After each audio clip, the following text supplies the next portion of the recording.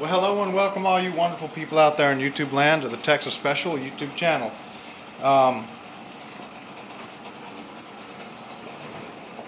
For this month's post-war Lionel product review, highlight, whatever you'd like to call it, we're going to take a look at this Lionel number 6462-25 New York Central Gondola. This car is molded in green plastic with white lettering. It was produced between 1954 and 1956 on a Type 2A body. These cars always came boxed with the -25 suffix on the box ends.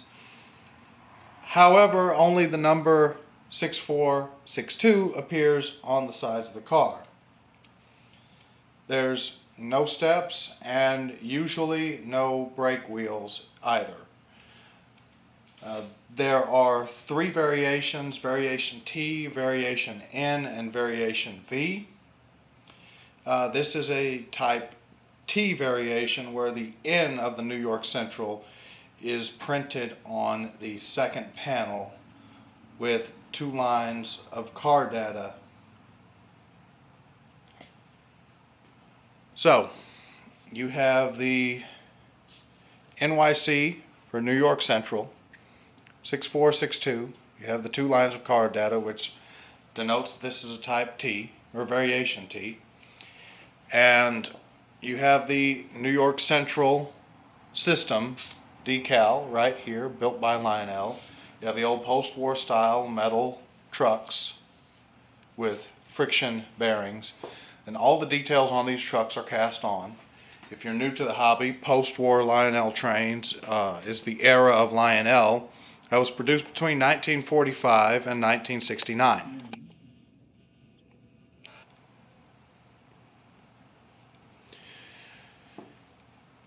Each end of the car has an operating magnetic knuckle coupler.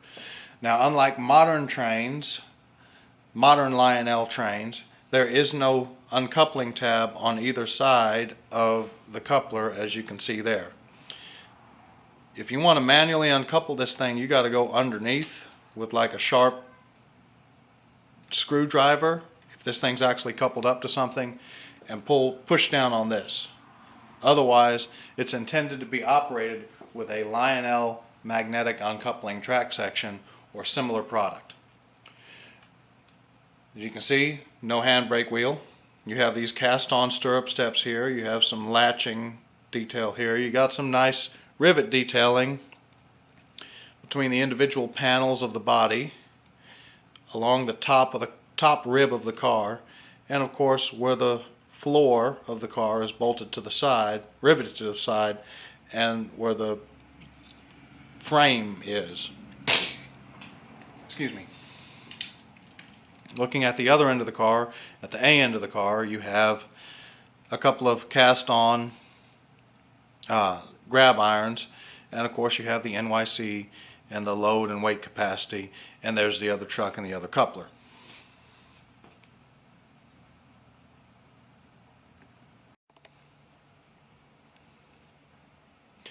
Here we are looking at the B end of this gondola, and you can see some more latching detailing here. This is modeled after a drop end type gondola, so what that means is on the prototype, the ends of the car actually drop down, drop inward. You have polling pockets here. You have some nice dreadnought end detailing here, and there's a slightly better shot of the coupler. The A end of the car looks identical to the B end, except that there's no brake apparatus of any kind. If we look inside the car, you'll see there's actually a fair amount of detailing inside the car with respect to the individual floor panels and the riveting, and the top of the center sill of the car is visible, or at least implied.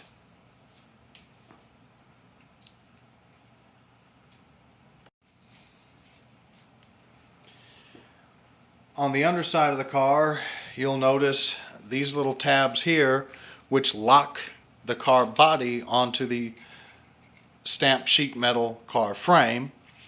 You'll also notice this little plate here, which is meant to be pulled down by the magnet, an electromagnet, for coupling and uncoupling purposes. Well, specifically uncoupling purposes.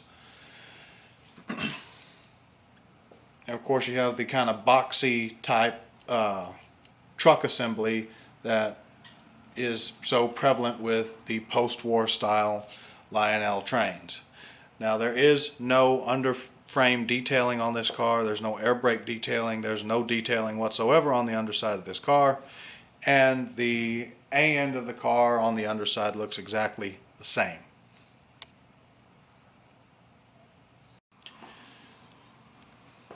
Now, I have discussed everything that I can think of that's worth discussing on this car.